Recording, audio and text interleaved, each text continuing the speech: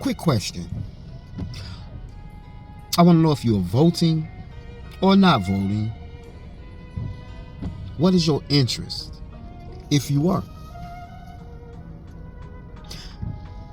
That is the whole premise around voting. Voting for things that's going to make it better for you, your family, and your people or your community, what have you. First, you got to identify what is your community.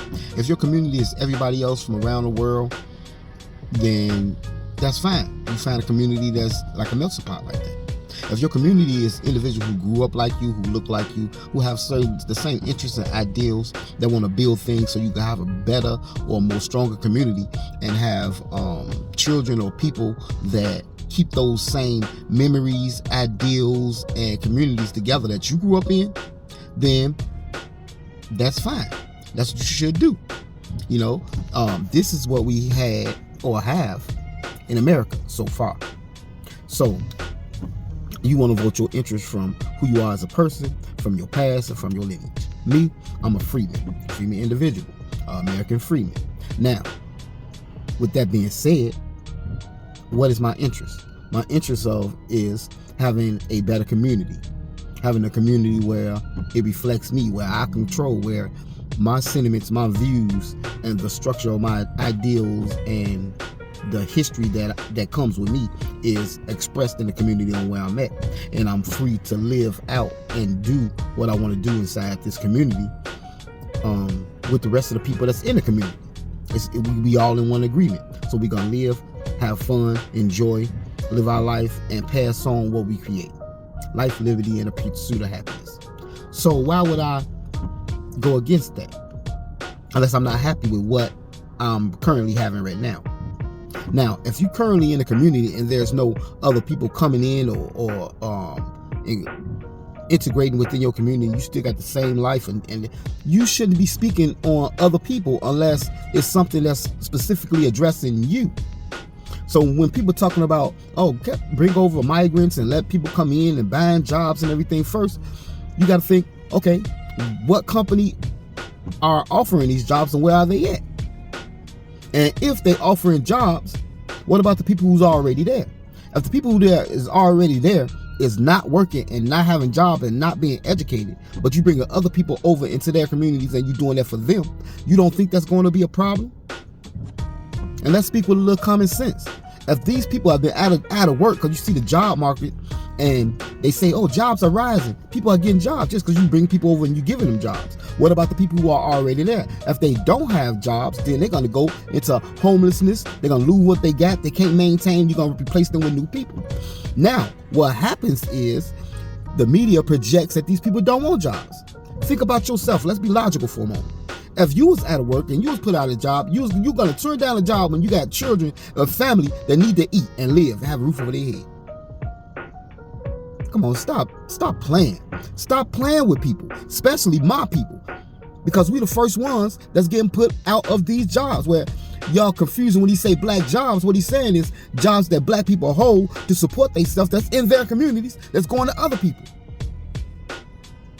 So my daughter can't work in my community, and you bring other people in my community. It forces me. I had to buy her a car so she could drive way out of her community to work at McDonald's.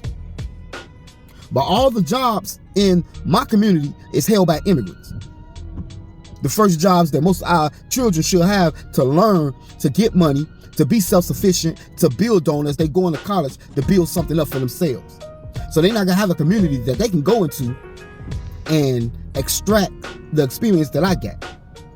And then you got a lot of people saying, hey, well, get up, go get educated, or try to use your skills in sports or media or what have you.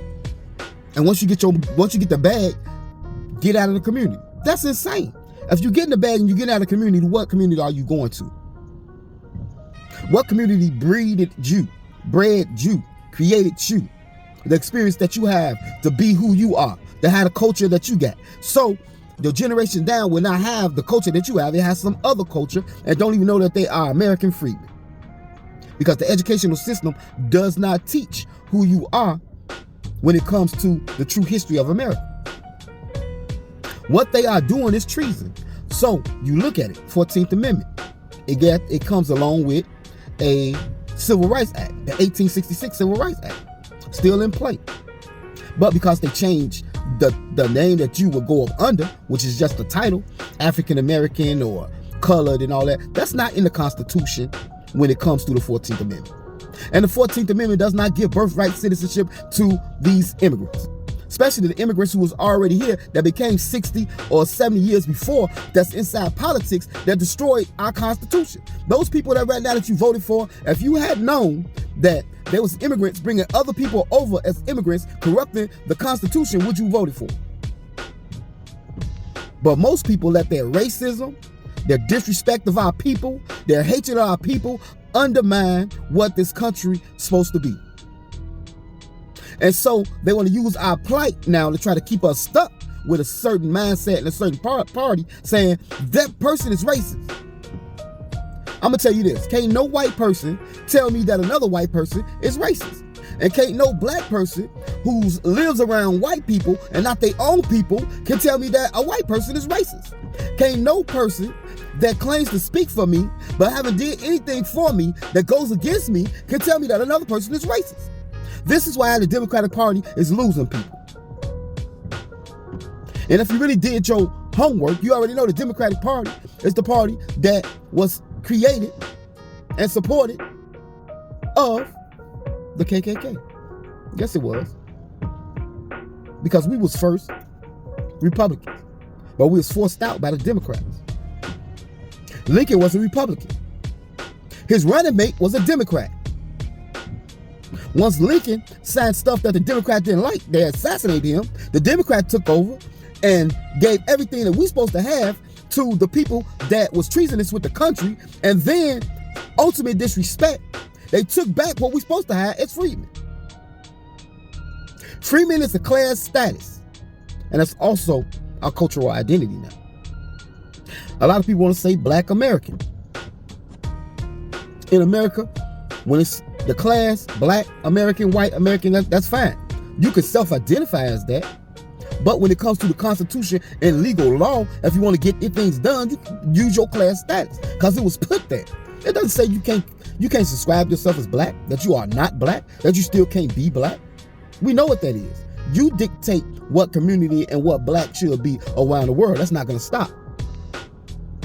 But what you can't do is use a racial class, which is black, and go up there and say, I want my just rights in the Constitution as a black American, because the Constitution wasn't written for black Americans, because there was no black Americans.